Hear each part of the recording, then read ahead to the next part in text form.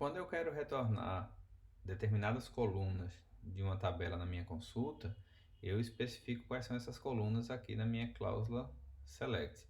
Mas quando eu quero retornar todas, eu posso simplesmente trocar essa lista de atributos por um asterisco, certo? É o caso aqui, em todos esses exemplos aqui, a gente usa asterisco, ou seja, tudo que puder ser projetado nessas combinações, nessas seleções que a gente fez aqui embaixo, vai ser projetado.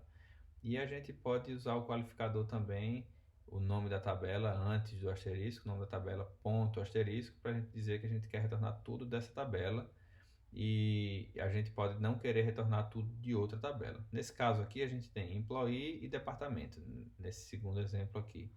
Então aqui a gente vai estar retornando tudo dos dois, mas a gente poderia estar retornando tudo de employee, ou seja, a gente poderia ter uma situação como essa aqui, e vírgula, e aí o nome do departamento, a gente poderia ter aqui departamento, ponto, name, e a gente poderia ter vírgula, departamento, usar o qualificador, ponto, address, certo?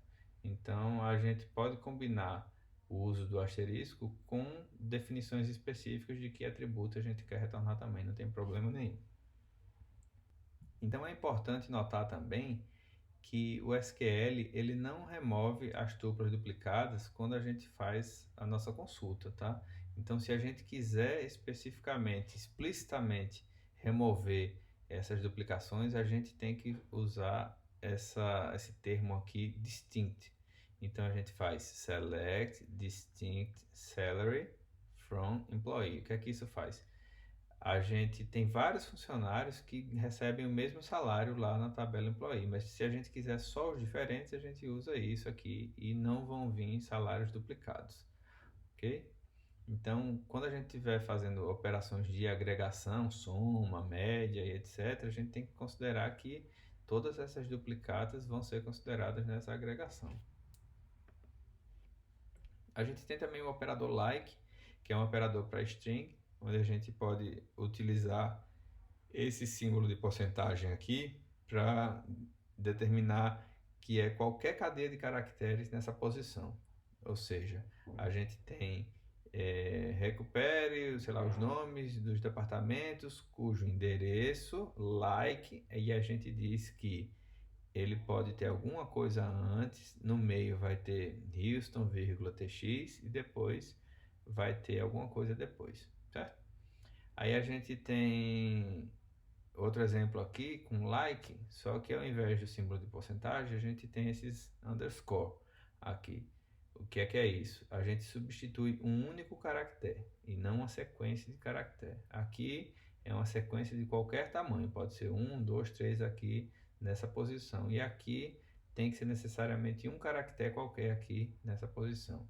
Então, resumindo, a gente tem o like, tá? O comando like aqui, que a gente pode utilizar ou o símbolo de porcentagem ou esse underscore aqui, onde a gente vai estar trocando ou um conjunto de caracteres ou um único caractere.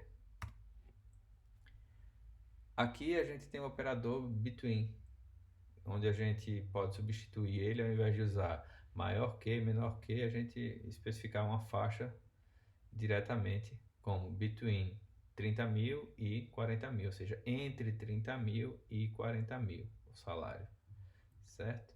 E aqui a gente teria uma outra condição nesse exemplo.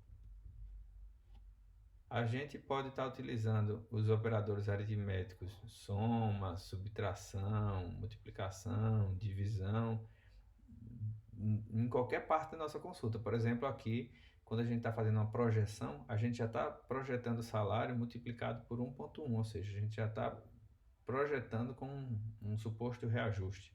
Então a gente pode estar utilizando esses operadores aí na nossa consulta. O order by, ele vai estar ordenando o resultado da forma como você achar melhor. E aí você vai especificar quais são as colunas envolvidas no order by. Nesse exemplo aqui, a gente teria select from where e lá no final a gente concatenaria order by e aí a gente definiria que eu quero ordenar pelo nome de forma decrescente, quero ordenar pelo nome, no último nome de forma crescente e quero ordenar pelo primeiro nome de forma crescente. Aqui seria o nome do departamento e aqui seria o nome, por exemplo, do empregado. Então veja que eu tenho uma ordem de prioridades na ordenação. Então é como se você primeiro pegasse o conjunto resultado, ordenasse dessa forma, e aí para cada subconjunto de departamentos com o mesmo nome, você iria ordenar de acordo com o último nome do funcionário. E para cada subconjunto de nomes, de último nomes de funcionários coincidentes, você iria ordenar pelo primeiro nome. Então você vai fazendo uma concatenação dessas ordenações. Uma coisa importante é que é muito utilizado o order by em várias situações, principalmente quando você já está devolvendo a consulta direto para o front-end da sua aplicação. Porém, eu vejo muita gente colocando order by indiscriminadamente. Ou seja, você não precisa ordenar, você coloca o order by e aí você só está fazendo um overhead na sua consulta.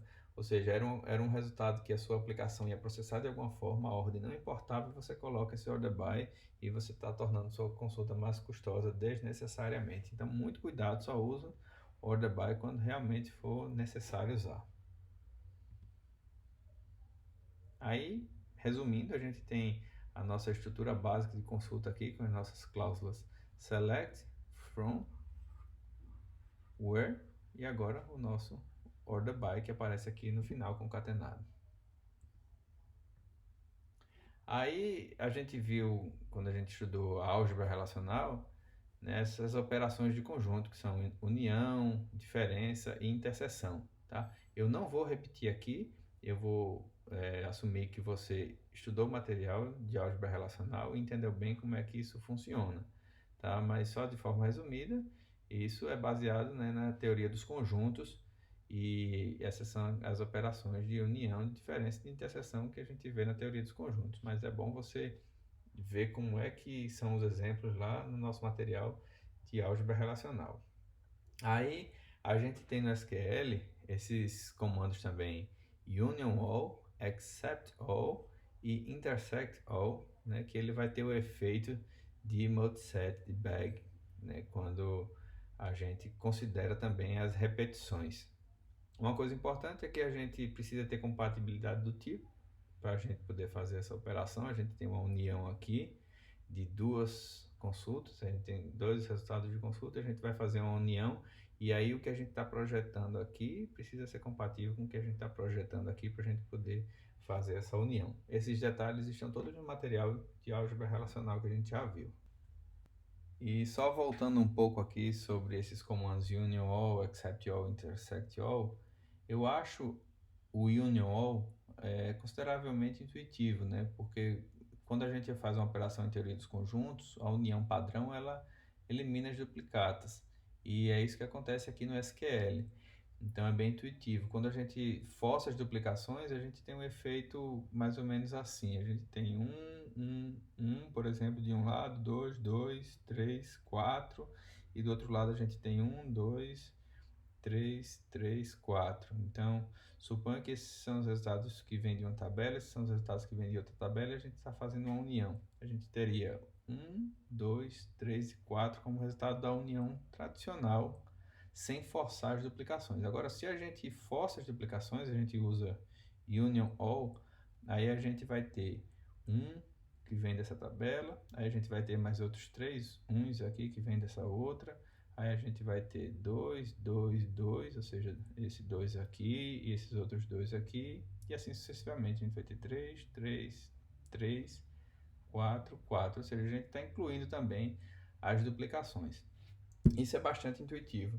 Talvez não seja para a maioria esse comportamento com intersect all e com except all, por isso eu tenho exemplos aqui específicos para essas situações. Esses exemplos aqui são baseados nessas duas tabelas aqui, tabela 1 e tabela 2, supostamente contendo esses conjuntos de valores aqui. E aí a gente faz operações sempre, tabela 1, tabela 2, tabela 1, tabela 2, tá? Primeiro com o except, minus, né? O segundo com except all, o terceiro com intersect e o quarto com intersect all. Ok? Então vamos lá para a gente ver o que aconteceria aqui nessas situações. Lembrando que quando a gente faz um except, a gente quer os valores que estejam na primeira tabela e que não estejam na segunda. Então, de todos os valores que eu tenho aqui, quais os que não estão lá? Só o 1, né? Porque a gente tem o 2 aqui, a gente tem o 3 aqui, a gente tem o 4 aqui, o 5 não vai fazer nenhuma diferença no resultado. Então, o resultado aqui seria o número 1.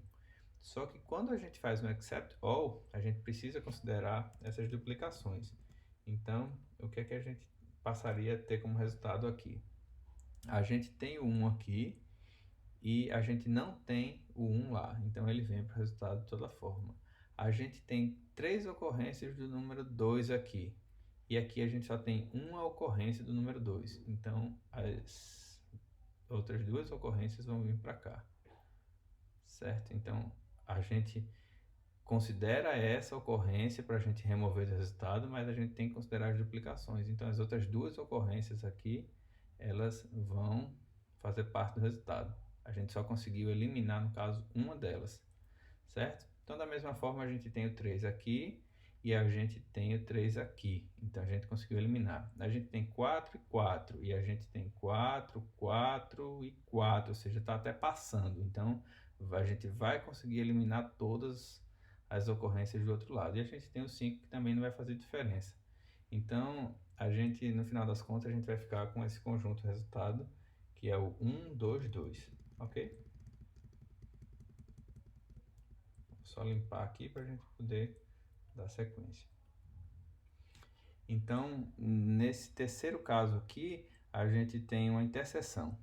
Aí, a interseção tradicional, que é essa primeira aqui, a gente vai querer saber os valores que tem nos dois lados. Então, a gente tem um aqui, não tem lá, então não faz parte da interseção. A gente tem 2 aqui e tem 2 lá, então faz parte da interseção. Vem aqui para o conjunto resultado. A gente tem 3 aqui, tem 3 lá, faz parte da interseção.